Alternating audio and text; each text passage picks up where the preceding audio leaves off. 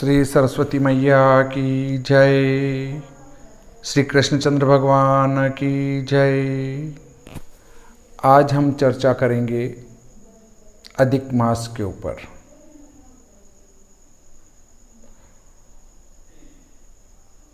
आदरणीय मृत्युंजय जी गर्ग साहब बिलासपुर हिमाचल प्रदेश से, उनने मुझे एक पोस्ट भेजी कि देखिए किस प्रकार से जो है लोग व्यर्थ की बातें कर रहे हैं, आप इसके ऊपर एक वीडियो बनाएं और जनता को सच से अवगत करवाएं। देखिए क्या है कि उस पोस्ट में लिखा है कि इस बार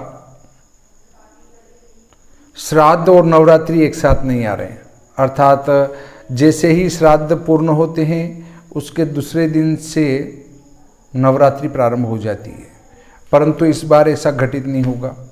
ये एक सामान्य बात है। जब जब भी आश्विन मास अधिक आता है तब तब ऐसी घटनाएं होती हैं। हर एक वर्ष छोड़ के हर तीसरे साल या 2 साल के बाद या 1 साल के बाद अधिक मास का अंतराल है, या तो 2 साल छोड़ के आएगा या 1 साल छोड़ के आएगा। कभी भी 3 साल छोड़ के अधिक मास नहीं आएगा। अधिक मास कैसे घटित होता है, ये तो उस पोस्ट में उन्होंने सही लिखा है कि 365 दिन और कुछ घंटे का सौर मास होता है और 354 दिन और कुछ घंटे का चांद्रमास होता है। इनका अंतर 11 दिन के लगभग होता है, जो तीसरे साल में जाकर 33 दिन के लगभग हो जाता है, तो वहां जाकर 1 मास अधिक कर दिया जाता है। पर उन्होंने पोस्ट में लिखा कि 165 वर्षों में ऐसा योग बन रहा है जब नवरात्रि और आपके श्राद्ध में 1 महीने का अंतर है। अब देखिए जैसे हास्यास्पद बातें करते हैं, कोई भी अधिक मास मोटे रूप से 19 वर्ष के अंतराल पर आ जाता है, अर्थात शके 1904 में आश्विन अधिक आया था, उसमें 19 जोड़ दो, शके 1923 में अधिक मास वापस आश्विन, मतलब वो ही अधिक मास मोटे रूप से 19 वर्ष में वापस आ जाता है। 1904 के बाद 1923 में आया, फिर 19 और जोड़ दें तो 1941 में आएगा, फिर 60 में आएगा, फिर 79 में आएगा। ऐसे उसको जोड़ते जाएं तो आश्विन अधिक मास कब कब आएगा पता चल जाता है। पर ये 1 शताब्दी तक के लिए ये क्रम रहता है मोटे रूप में। मोटे रूप से 1 शताब्दी तक ये क्रम चलेगा और किसी किसी महीने के लिए अलग क्रम भी चलता है, पर आश्विन के लिए ये है। तो 19 पंजे 95 तो पहला आपका आश्विन अधिक मास आया 1904 में, तो अगले 5 अधिक मास 95 वर्ष के अंतराल पर आ जाएंगे। 95 वर्ष के अंतराल पर अधिक मास आएंगे तो 95 और 4 99, मतलब 99 वर्षों में अधिक मास आएंगे आश्विन 6 बार। उसके बाद ये क्रम टूट जाएगा, उसके बाद आश्विन अधिक मास आएगा ही नहीं। शके 1999 के बाद ठीक 84 वर्षों में आश्विन मास अधिक आएगा, 84 वर्षों में। शके 2083 में फिर आश्विन अधिक मास घटित होगा। तो अधिक मास कौन आते हैं? तो फाल्गुन से लगाकर फाल्गुन, चैत्र, वैशाख, ज्येष्ठ, आषाढ़, श्रावण, भाद्रपद और आश्विन, ये 8 मास अधिक आते हैं। और कार्तिक, अगन, पौष, माघ, ये 4 माह अधिक नहीं आते हैं। अधिक मास कैसे घटित होता है? एक अमावस्या से दूसरी अमावस्या के बीच में एक संक्रांति होना आवश्यक है। यदि संक्रांति नहीं आ रही है तो उस संक्रांति का जो शुक्ल पक्ष नाम का जो मास है वो अधिक हो जाएगा। कैसे हो जाएगा? देखिए, मेष संक्रांति में शुक्ल पक्ष वाले मास का नाम है वैशाख। तो हमारा चैत्र की अमावस्या से वैशाख की अमावस्या के बीच में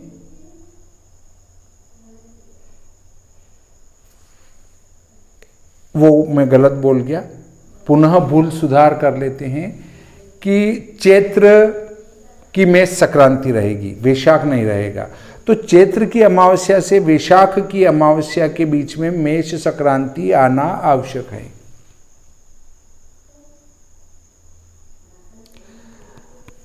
अब अगर आपकी 2 अमावस्याओं के बीच में एक संक्रांति नहीं आई तो फिर उस से संबंधित माह को डबल कर दिया जाता है। जैसे अगर चैत्र की अमावस्या से लगाकर वैशाख की अमावस्या के बीच में मेष संक्रांति नहीं लगी तो मेष संक्रांति से संबंधित मास कौन सा है? चैत्र। तो चैत्र को 2 कर दिया जाता है। ऐसे ही सभी महीनों के लिए समझें। अब आप जो 4 महीने अधिक क्यों नहीं हो रहे हैं?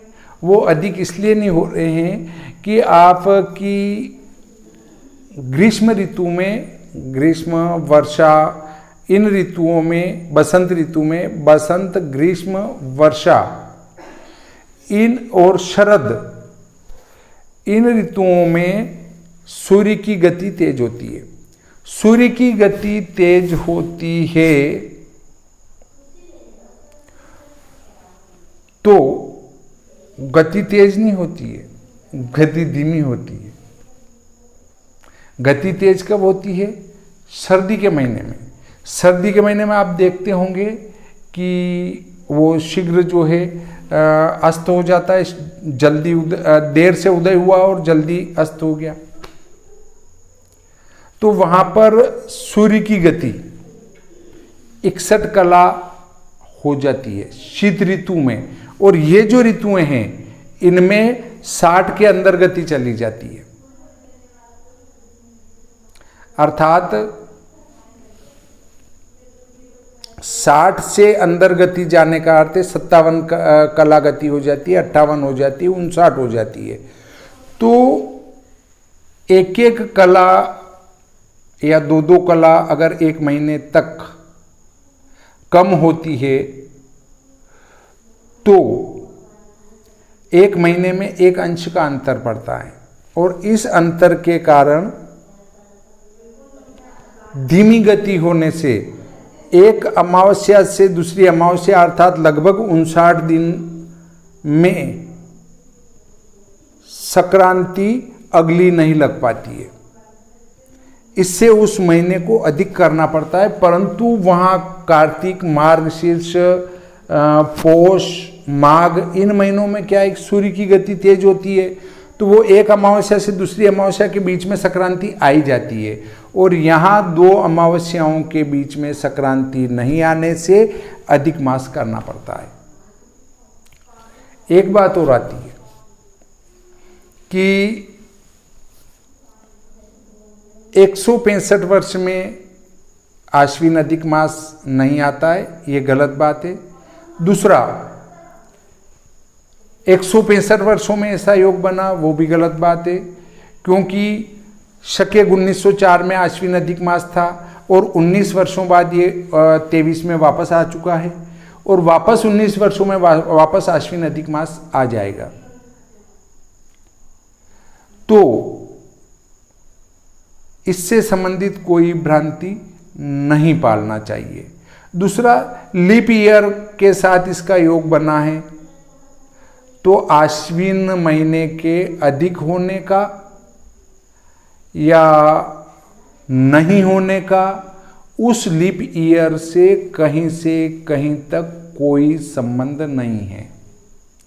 वे व्यक्ति जो सन के तारीखों के साथ हमारे पंचांग का मिलान बिठाना चाहते हैं या उस सन को वैज्ञानिक सिद्ध करना चाहते हैं, वो गलत है, क्योंकि हमारा पंचांग लाखों वर्षों पुराना है और तब से चला आ रहा है। सतयुग, त्रेता, द्वापर, कलयुग कितने ही बीत चुके हैं, 28 कलयुग बीत चुके हैं और 7वां मनवंतर चल रहा है, उसका भी 28वां कलयुग चल रहा है। तो इतने वर्षों से हम जब पंचांग बनाते चले आ रहे हैं और अब आप यहाँ आके एक 2000 साल पुरानी कोई तारीख चली और उसके साथ साम्यता बिठाने की ये इस प्रकार से जो है लीप ईयर के साथ ये भी लीप ईयर मिल रहा है ना, वो सब बातें गलत है।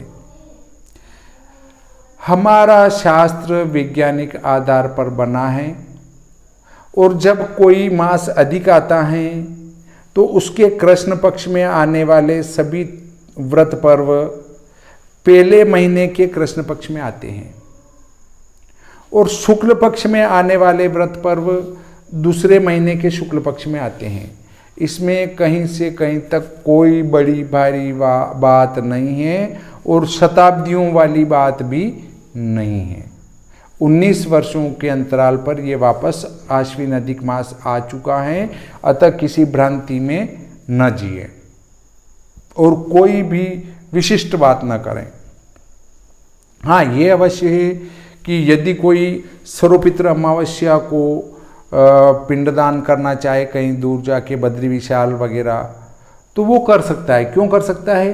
क्योंकि यदि वो विद्वान वापस दूसरे दिन से नवरात्रि के अनुष्ठान में बैठता है तो वो बद्री क्षेत्र में या आपके हरिद्वार में, गया जी में वो नहीं जा पाता है।